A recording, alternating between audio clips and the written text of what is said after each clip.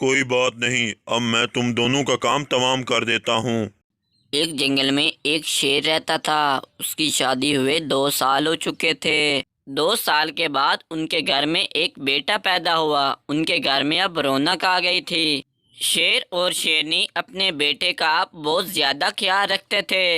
ایک بار شیر کو دوسرے جنگل میں کہیں کام پڑ گیا اور وہ شیر شیرنی سے کہنے لگا، سنو، مجھے پاس کے جنگل میں کوئی ضروری کام پڑ گیا ہے۔ مجھے آنے جانے کے لیے 2-3 دن لگ جائیں گے۔ تم اپنے بیٹے سونو کا خیال رکھنا، میں چلتا ہوں۔ شیر اتنا بول کر وہاں سے چلا جاتا ہے اور پھر شیرنی اپنے بچے کو سلا کر خود سونے کے لیے تیار کھڑی تھی۔ تبھی اسے اچانک کسی جانور کے گھرانے کی آواز سنائی دیتی ہے اور وہ باہر آ کر دیکھنے لگتی ہے اور تبھی اسے اچانک ایک جانور اس پر حملہ کر دیتا ہے اور اس کو مار ڈالتا ہے۔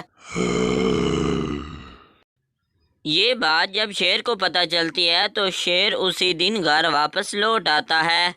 یہ کیا ہو گیا؟ تمہیں کس نے مار ڈالا؟ اب ہمارے بیٹے کا کون خیال رکھے گا؟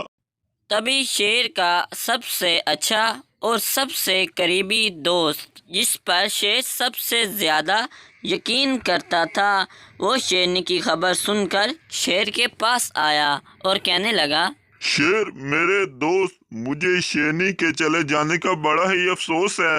میں یہاں رہ کر بھی کچھ نہیں کر پایا، مجھے معاف کر دینا۔ میرے دوست، تمہاری اس میں کوئی غلطی نہیں ہے۔ اگر جس نے یہ کیا ہے وہ میرے سامنے آ جائے تو میں اس کو زندہ نہیں چھوڑوں گا۔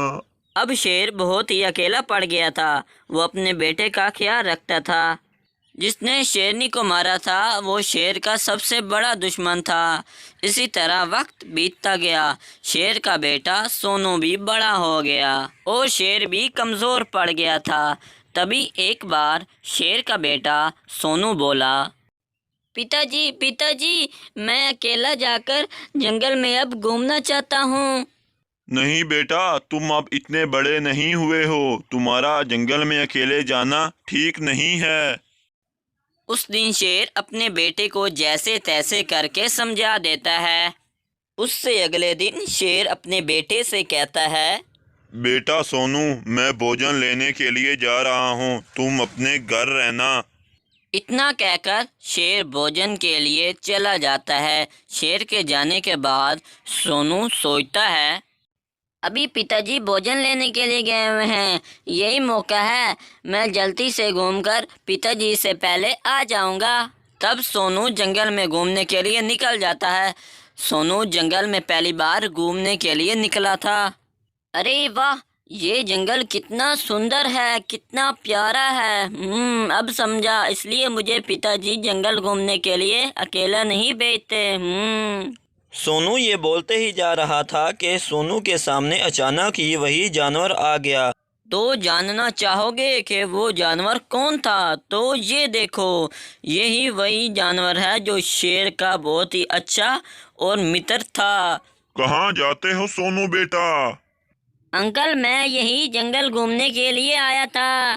بہت گھوم لیے ہو جنگل، اب میں تمہیں بھی وہی موت دوں گا جو تمہاری ماں کو دی تھی۔ ہا ہا ہا۔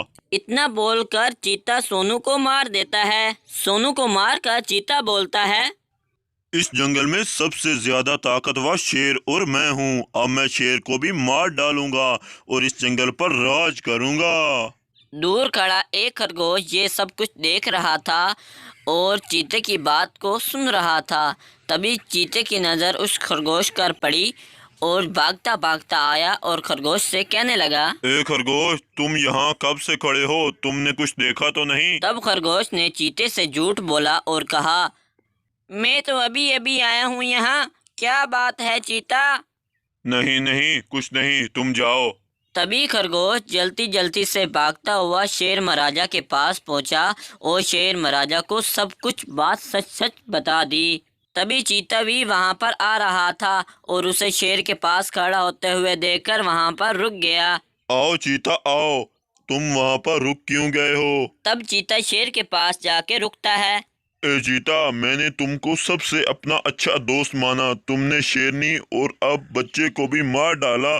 اچھا، उस वक्त इस खरगोश ने सब कुछ सुन लिया था। अच्छा कोई बात नहीं, अब मैं तुम दोनों को मार डालूंगा।